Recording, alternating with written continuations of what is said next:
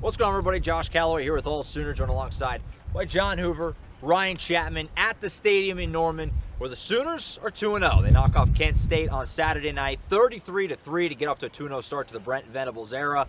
Ended up being pretty easy, 30-point win. Didn't quite cover, almost. Ended up being another blowout win, but didn't look like one for a long time. This game was dicey for about 2 full quarters. Yeah, right before halftime, Oklahoma gets on the scoreboard with a 34-yard touchdown pass from Dylan Gabriel to Marvin Mims.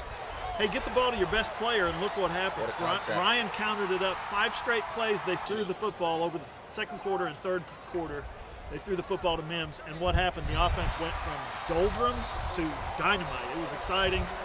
They finally got the offense going. They finally got the run game going. Nothing was working in the first half. Kent State was the better team at the line of scrimmage. I can't believe I just said that. Yeah, 7 yards rushing for Oklahoma in the first half, the lowest since Kansas last year. They did get that touchdown in the north end zone, but otherwise they would have been held shut out the first time in the first half since Kansas of last year. An absolute disaster.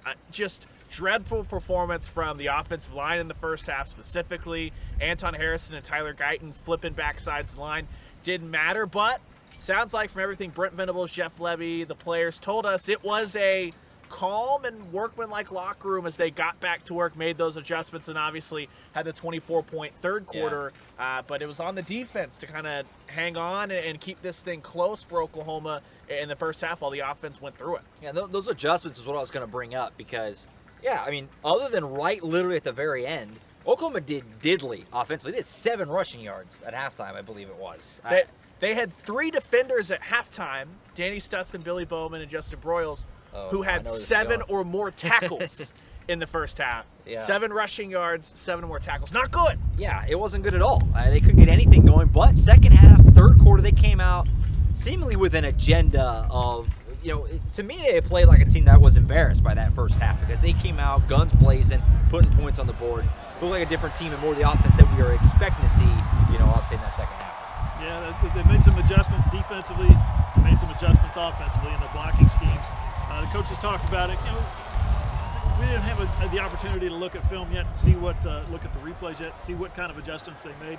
But you could tell guys were more focused. Dylan Gabriel said he just held it together over here on the sideline throughout a very demanding first half.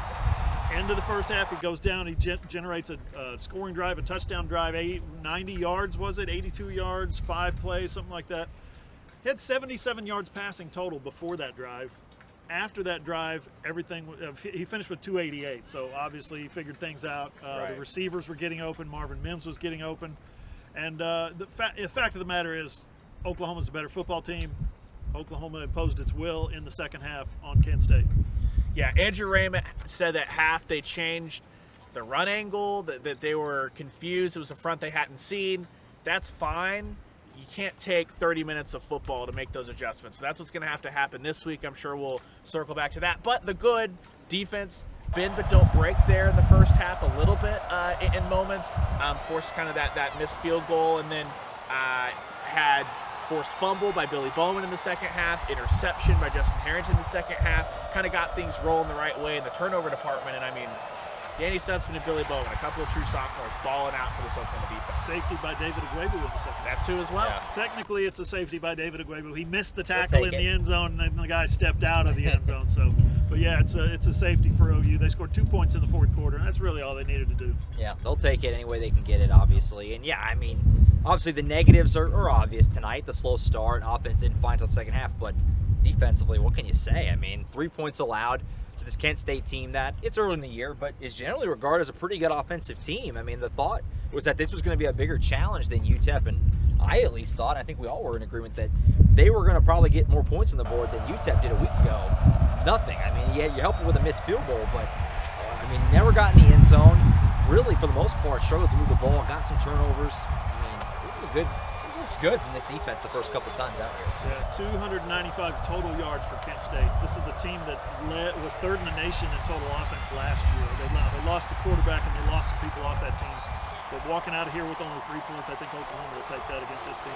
Not to mention, down a defensive starter. Hugh Lawrence, Brent Venables said after the game, had a slight tweak of the hamstring, so they hope to have him back. But you're missing a defensive starter. Justin Broyles slots right in, has just as many tackles as Billy Bowman, an impact player tonight, which is a good moment there from a team that the last 3 or 4 years, you had 2 guys play safety, no one else came off the field.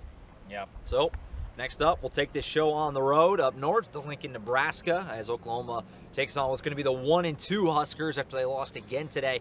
Quick thoughts on that one before we wrap it up here and get ready to look ahead. Shocking, but not shocking. Every time I see Scott Frost coach a team, it's some kind of crapshoot. It's some kind of guessing game, and it usually ends up on the short side or close to the short side. So, yeah, this is a team that is that close to being 0-3 with that's 3 bad football teams they would have lost to. Well, Oklahoma's got to break a streak next week. Nebraska lost 10 straight games. Of their losses are 1 score. This Oklahoma team needs to go up and win by more than 1 score in Lincoln next week. For sure. For sure. So there you have it. We're taking our show on the road next Saturday to Lincoln for the first time, but a good start for Oklahoma. Sans a slow offensive start tonight. Been 2 pretty textbook wins here to open up the 2022 seasons. There you have it. AllSooners.com, the place to be, as a gigantic wind gust right in my face telling us to wrap this up. As it's all there for you on AllSooners.com. Player reaction, coach reaction from these guys, us, and of course the podcast, which will have our full expounded thoughts on this game coming up for you later this evening to the wee hours of the night here in Norman as Oklahoma beats Kent State tonight 33-3 to move to 2-0. Next up, Nebraska. That's it for now. For Ryan Chapman and John Hoover, I'm Josh Callaway. We'll see you next weekend in Lincoln.